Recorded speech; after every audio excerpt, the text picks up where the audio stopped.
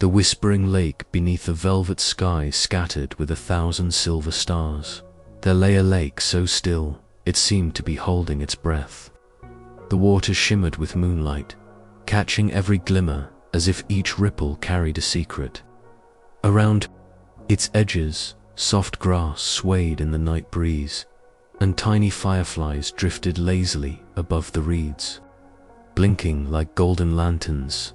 Far beyond the quiet hills, in a small cottage with ivy climbing its walls, lived a young dreamkeeper named Alara. She had hair the color of midnight and eyes that seemed to hold fragments of the stars themselves. Alara had been entrusted with a sacred task, one that few in the world even knew existed. Her role was simple in words, yet endless in mystery. She was to listen to the dreams whispered by the lake each night, and make sure they found their way to the right dreamers every evening. As the world hushed, Alara would sit at the lake's edge with a small silver vial. The lake, knowing her presence, would begin to hum softly. Then, like a lullaby spilling into the cool air, it would speak not in words, but in feelings, colors, and gentle images. Alara would lean close, capturing the shimmering essence of each dream before it drifted away into the wind. But on this night, something different happened. The lake's voice trembled. Instead of the usual warm glow, the dreams were pale, flickering, like candle flames in a storm. One by one, they began to fade before she could catch them. Ilara's heart quickened. She had never seen dreams die before, and then she heard a sound that didn't belong to the lake. A low, haunting whisper, like wind through hollow stone, brushed against her ear. "The moon is growing tired," it said. Alara looked up at the pale, round face in the sky. The moon was indeed dimmer, its glow less golden than before. If the moon's light faded completely, the lake would fall silent, and no more dreams would be born. In that moment, Alara knew she could no longer simply wait by the water's edge. The moon's last lullaby had begun, and if she didn't find a way to restore its song, the world would forget how to dream. She closed her silver vial, tucked it safely into her cloak, and rose to her feet. The night air felt heavier now, charged with an unspoken urgency. Her journey had begun. The map of moonlit waters. The night after her grandmother's story, Arya found herself unable to sleep. The moonlight streamed across her bed in silvery threads, and the whisper of the tide seemed louder than ever. She rose quietly, careful not to wake anyone, and tiptoed to the shore. The sand was cool beneath her bare feet, and the water shimmered like liquid glass. Something bobbed gently on the tide, a sealed glass bottle. Arya knelt and retrieved it, brushing away grains of sand. Inside was a curled piece of parchment, tied with a string of seaweed. The knot came undone, as if it had been waiting for her. When she unrolled the parchment, she found not a letter, but a map. It was painted in rich blues and silvers, the ink catching the moonlight like dew. The lines twisted into strange shapes, some resembling islands, others perhaps the backs of sleeping sea creatures. At the bottom was a symbol, the same as the one carved into her grandmother's old seashell, a crescent moon cradling a drop of water. Beneath it, in tiny, delicate writing, were the words, "Only when the sea listens will the way be shown." Arya traced the map with her fingertip, and for a moment the lines rippled as if alive. A cool breeze brushed her cheek, carrying with it the scent of lavender and salt. The ocean seemed to lean closer, the tide reaching higher up the shore, whispering to her in a tongue she almost understood. Something deep inside told her that this was the first step in a journey far bigger than the little harbor she had always known. And somewhere far beyond the horizon, The moonlit waters waited the glow beneath the waves, the first light of dawn filtered through the water, painting the ocean in shades of gold and sapphire. Lyria drifted just below the surface, her eyes half closed, listening to the gentle rhythm of the tide. Above her, the world of humans stirred awake, though they could not see the magic that shimmered just a few feet beneath their boats. She turned slowly, letting the current carry her toward the coral arch where the sea glowed even in daylight. The stones there were warm to the touch, pulsing with a faint light, as though they remembered the moon's touch from the night before. Lyria ran her fingers along the coral's edge, and tiny schools of fish swirled around her hands, leaving trails of silver in their wake. But as she gazed into the depths beyond the arch, she saw something strange. The light from the coral seemed to bend, stretching downward into the dark, as though it were being pulled by something deep below. She felt an almost magnetic tug, urging her to follow. Her heart told her it was dangerous. Yet another part of her felt certain this was the path she was meant to take. Closing her eyes, she inhaled deeply, the water cool and familiar against her skin. She began to swim downward, past the dancing beams of sunlight, past the gentle hum of the coral reef, into the deep blue where the water thickened and shadows grew longer. Somewhere below, something glowed brighter than any coral she had ever seen. An ancient light that seemed to be calling her name, the lighthouse's secret the next morning. Alara awoke to the smell of salt in the air and the distant sound of gulls. The lighthouse loomed ahead, tall and weathered, its white walls scarred by decades of storms. A narrow path of cobblestone led up to the heavy wooden door, worn smooth by countless hands before hers. She paused at the threshold. The sea wind tugged gently at her cloak, as though urging her forward. Slowly, she pushed open the door.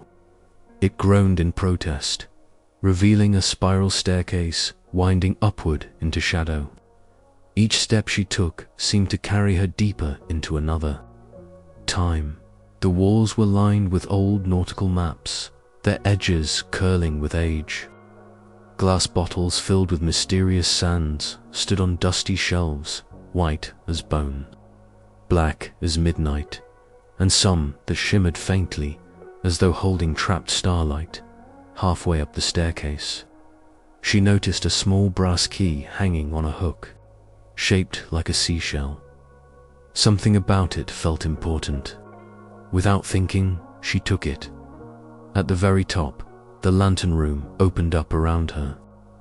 The great glass lens stood in the center, dormant now, but she could imagine how it must have blazed with light on stormy nights.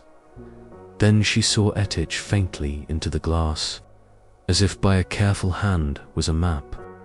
Not a map of the sea, but of the islands no sailor dared to visit. She traced her finger over one name written in curling script, Isle of Echoes. A shiver ran down her spine. She had heard the name once before, whispered by her grandmother in a bedtime story, a place where the sea kept the voices of those it had claimed from the floorboards beneath her feet. She thought she heard the faintest whisper, or was it just the wind? The coral gardens of memory, the waters grew warmer as Kale and Lyra swam further from the glowing gate. They passed over rolling dunes of sand that looked like frozen waves, before the seabed rose again into a kingdom of coral. Here, every branch of coral seemed to whisper.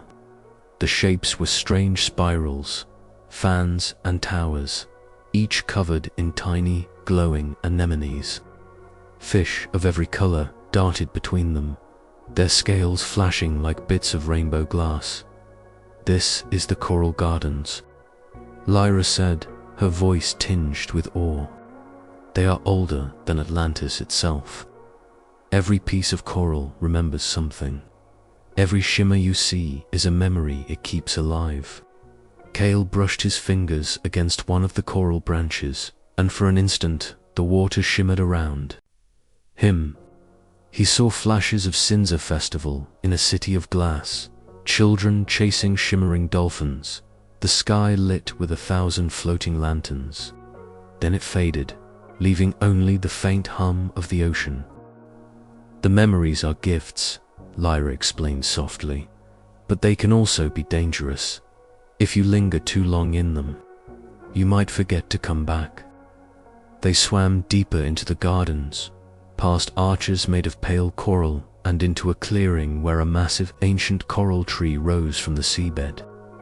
Its trunk was twisted and hollow, and inside, the glow was stronger than anywhere else. This, Lyra whispered, is the heart coral. If you touch it, it will show you your most treasured memory, but it will ask for something in return. Kale hesitated, torn between curiosity and caution.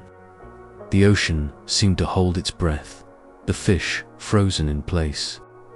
A soft pulse radiated from the coral, beckoning him closer, and somewhere deep inside him, Kale knew this was a test.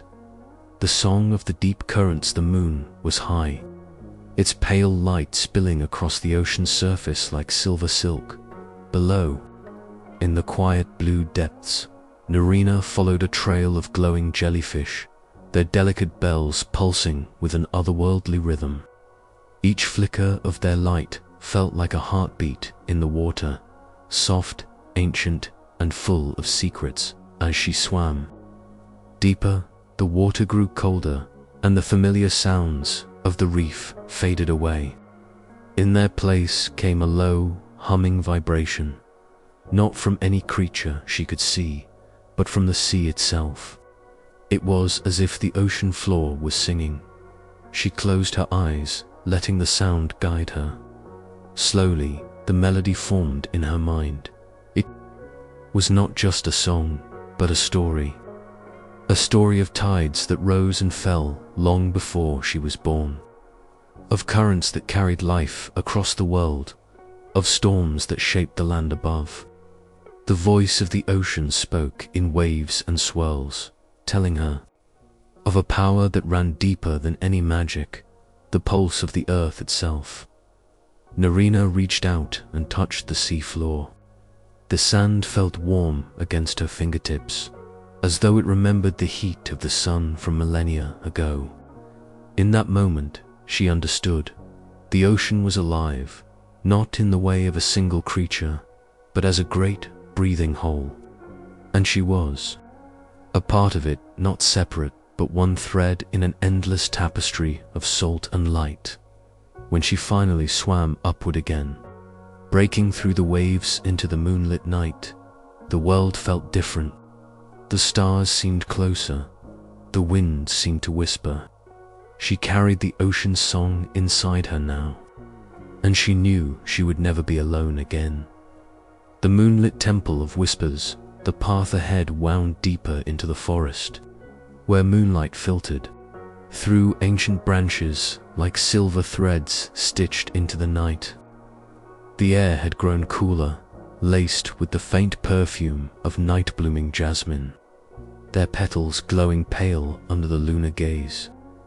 Every step felt like moving through a dream that had been waiting centuries for a visitor. Serene and Kale finally emerged into a clearing where the ground was covered in soft moss that seemed to shimmer faintly. At the center stood the moonlit temple, a place spoken of only in hushed tones by wandering bards. Its stone pillars were carved with winding patterns of stars, oceans, and winged figures, as if telling a story in silence. A low hum filled the air, not from any creature, but from the temple itself, a resonance that seemed to speak directly to the soul. The great doors, crafted from ancient wood and bound in silver, stood ajar as though expecting them. Inside, the chamber was bathed in gentle blue light spilling from a great circular pool at its center. The water rippled, though there was no wind, and above it hung a crystal orb suspended in mid-air. Whispers rose from the pool, voices of those who had once sought the temple's wisdom. Some spoke warnings, others spoke riddles, but all carried the weight of truth. Kale touched the hilt of his sword. Uneasy, but Serenia stepped forward, her eyes reflecting the dancing light. She knelt beside the water, and in its depths, she saw visions. The lost shores they had been searching for, waves illuminated in gold, and a shadow rising from beneath. The voice that reached her now was clearer than the others. You will find the shores only when you let go of the path you seek, and follow the one that seeks you. The words lingered in her mind like a song she could not forget. She rose, glancing at Kale, her voice calm yet certain. We must change our course. Outside, the moon shifted in the sky, and the temple's blue glow began to fade, as though it had given them all it could. The forest fell silent again, save for the distant call of a night bird, a reminder that their journey had only just begun.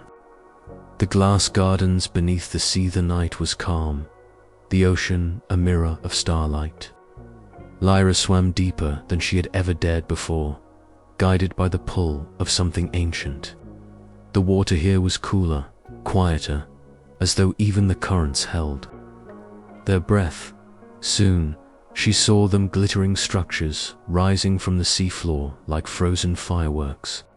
Towers of glass coral, bending and twisting, reflecting the faint silver of the moon through the waves. They were gardens unlike any she had imagined, petals made of crystal, fish with bodies like stained glass, and sea anemones that glowed with the gentle light of lanterns. The glass gardens were a place of both beauty and warning. Legend said they were the work of the sea artisan, a spirit who shaped beauty from sorrow. Each sculpture, each coral bloom, was said to hold the memory of a lost world, ships that sank without farewell, cities that vanished beneath the tide, and voices swallowed by the sea. As Lyra moved through the winding coral pathways, she felt as though she were walking through a museum of dreams. But then she noticed something, a melody, faint, like a whisper from another realm. The song was calling her deeper, toward a great glass archway at the garden's heart. When she swam beneath it, the water shimmered strangely, as if she had passed through a veil. The colors grew richer, the air warmer, though she was still underwater. A figure appeared before her, draped in strands of sea silk and pearls. Their face was hidden behind a mask of shimmering glass, but their voice was gentle. You seek Atlantis, they said softly, but first you must understand what it cost. Behind the masked figure, the glass walls began to shift, showing visions of a city in its final days, of waves rising higher than towers, and of a queen standing alone at the edge of the abyss. Lyra realized this was not just a garden, it was a memory carved into the ocean itself. The council of the deep, the days in the undersea realm had grown quieter, yet tension hummed beneath the currents. Lyra could feel it, a strange unease, like the ocean itself was holding its breath. One morning, as the sunlight filtered through the high coral windows of her chamber, she was summoned by the Council of the Deep, an ancient assembly of elders, wise seers, and keepers of the ocean's oldest secrets. Their meeting chamber lay deep within the blue chasm, a cavern where walls shimmered with glowing minerals, and the water itself pulsed with a slow, steady heartbeat. Lyra swam into the chamber, her tail reflecting ribbons of light across the dark, gem-encrusted floor. Around her, the elders floated in a solemn circle, each wearing crowns of coral and pearls. At the center was Elder Marinus, his beard long as drifting kelp, his eyes like pools that had seen centuries pass. "My child," he began, his voice deep and rolling like distant thunder, "the time has come for you to know the truth. The tremors you felt are not storms, they are signs. The ancient seal that protects Atlantis is weakening." A murmur swept through the council. Lyra's chest tightened. Marinus continued, "The world above grows restless. Ships sail where they should not. Machines plunder the depths. And worse still, the old enemy stirs in the trenches." Lyra thought of her mother's lullabies, songs that spoke of shadowed creatures from the far abyss, exiled in the days before Atlantis fell. Could they truly be returning? "You have been chosen," Marinus said gravely, "to journey beyond the safe waters, to seek the pearl of tides, the only relic that can renew the seal. Without it, the ocean will no longer keep the shadows at bay." The chamber seemed colder now, yet, in her heart, Lyra felt a flicker of determination. "I will go," she said softly, her voice steady despite the weight of the task. "Tell me where to begin." Elder Marinus exchanged a glance with the other council members, then raised his hand. A map of living coral unfurled before her eyes. Glowing faintly at its center pulsed a single point of light, far away at the very edge of the ocean's reach. "Follow the currents east," Marinus whispered, "to the Isle of Whispers. But be warned, not all who set out on this path return." The council's voices rose in an ancient blessing, the waters swirling gently around Lyra. She closed her eyes and felt the power of their words sink deep into her soul. Her journey and the fate of Atlantis had truly begun. The Lantern Festival beneath the waves, the day of the Lantern Festival arrived, and Atlantis seemed to hum with anticipation. In the hours before sunset, merfolk gathered in the Coral Plaza, each holding a lantern shaped from delicate shells, glowing with the soft radiance of bioluminescent pearls. The air, or rather the water, shimmered with colors that drifted and swirled like liquid dreams. The last mermaid of Atlantis, her silver hair crowned with sea lilies, stood at the heart of the crowd. Around her, families laughed softly, children twirled, and elders exchanged gentle nods. In every eye was the reflection of the festival lights, tiny worlds of hope flickering in the dark ocean. At the sound of the ceremonial conch, the merfolk began their slow, graceful ascent toward the open waters above the city. The lights, in their hands, trailed behind them, leaving golden ribbons in the water like constellations rising to meet the stars. As they reached the surface, the first kiss of moonlight touched their faces. The sky above was scattered with stars, and the sea mirrored them perfectly, as if the heavens had fallen into the ocean. One by one, the lanterns were released. They floated upward into the night, some rising into the air, others drifting just beneath the waves, carrying wishes whispered in ancient songs. The last mermaid closed her eyes, letting the ocean's lullaby wrap around her. She thought of her ancestors, of the hidden magic in the deep, and of the fragile bond between her people and the changing world above. For a moment, she could almost feel the pulse of Atlantis itself, slow, steady, eternal. Far away, beyond the reach of their lantern light, shadows moved. But tonight was not a night for fear. Tonight was for beauty, for memory, and for the quiet promise that even in the darkest depths, light would always find a way. The chamber of whispering currents, the mermaid awoke to a sound unlike any she had ever heard before. Low, thrumming hum that seemed to rise from the very bones of the ocean. It was not the gentle song of whales, nor the rush of distant tides. It was something older, deeper, a vibration that resonated through the coral and into her very heart. Following the sound, she swam past spiraling kelp forests and across silver-lit sand plains until she reached a place few dared to go. The Chamber of Whispering Currents. It was said this place existed where the warm waters of the south met the icy streams from the north, creating swirling eddies that never ceased. The currents here spoke in voices that only the oldest merfolk could understand, words of tides long gone and storms yet to come. She slipped inside the chamber, the water cool against her skin. All around her, glowing ribbons of currents spiraled and danced, carrying with them fragments of memory, glimpses of lost ships, moonlit feasts in sunken palaces, and faces of mermaids who had lived centuries before her. Then she heard it clear, almost human, a whisper in the current calling her name. Not her name as the people of Atlantis had known her, but an older name, one she had never spoken aloud. Her pulse quickened.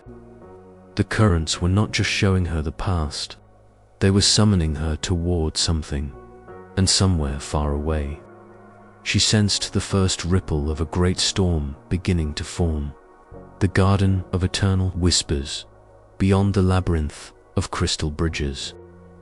Elara and the little fox found themselves standing before a garden unlike any they had seen before.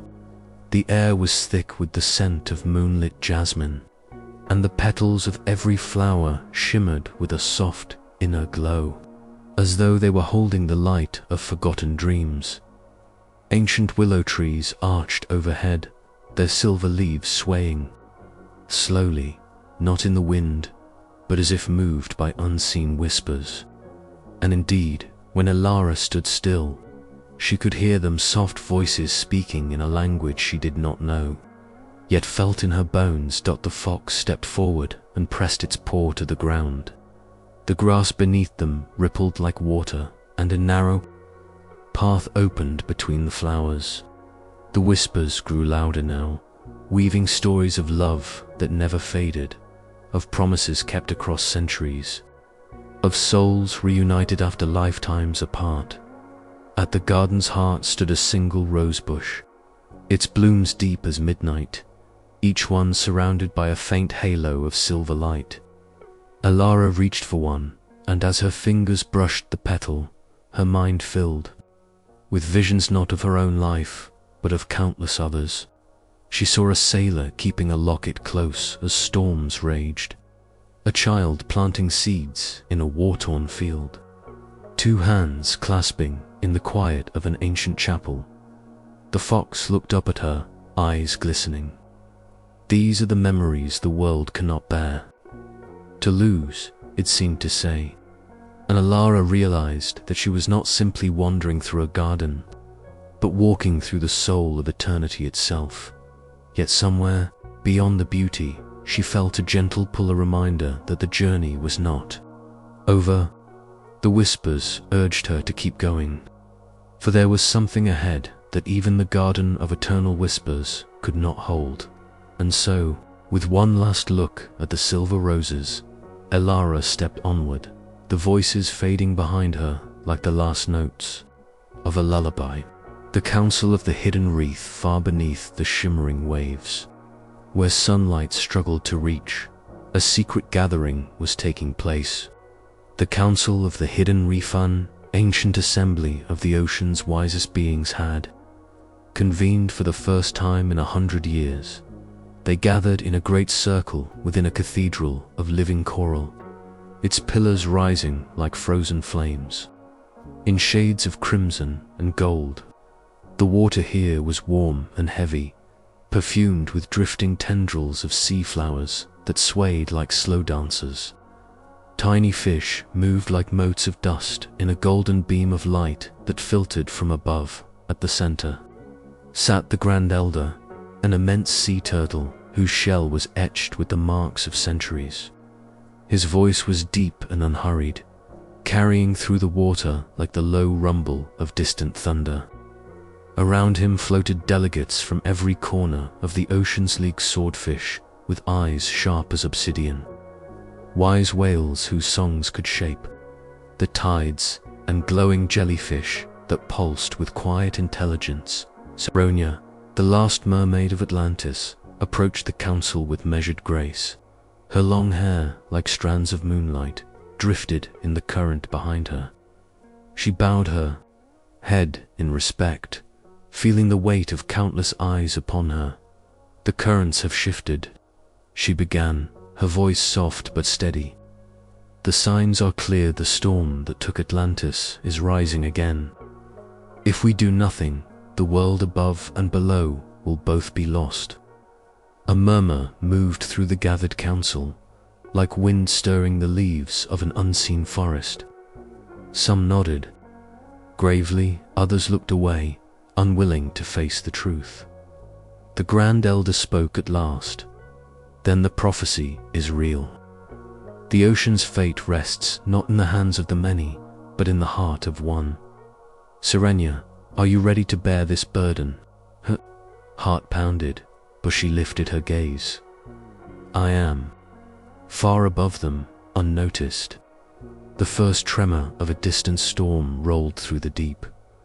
The ocean's farewell for days grew shorter in Atlantis, and the sun's golden arc across the sky seemed more tender, as though it, too, was preparing to say goodbye. The last mermaid felt a stillness in the currents, a hush in the waves. The once playful dolphins swam more slowly now, their silhouettes gliding through shafts of amber light like quiet shadows in a fading dream. She swam out to the very edge of the known world, where the ocean dropped into endless darkness. There, the water was so clear it seemed to hold the stars themselves. The sky above mirrored the sea below, and for a moment, she could not tell where one ended and the other began. Memories drifted around, her like schools of silverfish, her mother's lullabies, the laughter of her people, the choral halls of her childhood home. She touched each memory gently, letting it go like a seashell set adrift. The ocean whispered to her in a language older than the moon. "It is time." A great swell rose beneath her, lifting her toward the surface. The air was cool and scented with salt and rain. On the horizon, she saw the faint outline of a small island bathed in soft light. Somewhere upon that shore, she felt her journey's final chapter awaited with each wave. She moved closer, her heart heavy with parting, yet light with the knowledge that she had carried her people's story farther than the tide could ever reach. The last mermaid smiled, letting the moonlight paint her scales in silver. And as she swam into the glow, the ocean seemed to bow in farewell, holding her gently for just a moment longer before letting her go. The eternal glow of the dreamers. The night had grown still, as though the stars themselves were holding their breath. The waves beneath the moon swayed slowly, like a lullaby only the ocean knew how to sing. Alara stood at the edge of the shore, her toes sinking into the cool, damp sand, watching the horizon where the first light of dawn began to shimmer faintly. She could feel it. The journey was ending, not in a way that felt like goodbye, but in the way a chapter gently closes before another begins. Every place she had visited, every friend she had met, every secret whispered by the wind and the water, they were all part of her now, in her palm. She still carried the small crystal gifted by the spirit of the isles, its soft glow pulsing like a living heartbeat. She held it close to her chest, feeling warmth spread through her, a reminder that the magic she sought had never been somewhere out there. It had always been within her dot, far above. The last stars twinkled faintly, fading into the pale blue of morning. The sky was brushing away the darkness, making space for the golden light to spill across the waves. She thought about the people she had met, the lighthouse keeper with his endless stories, the mermaid with eyes like moonlight, the child who taught her the language of the wind. None of them were gone. They lived in her now, in every heartbeat, in every step she would take from this moment forward.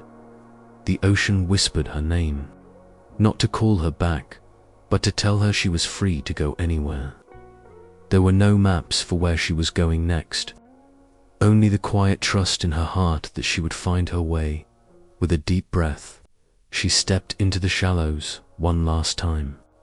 The water swirled around her ankles, cool and gentle, before retreating back into the great unknown.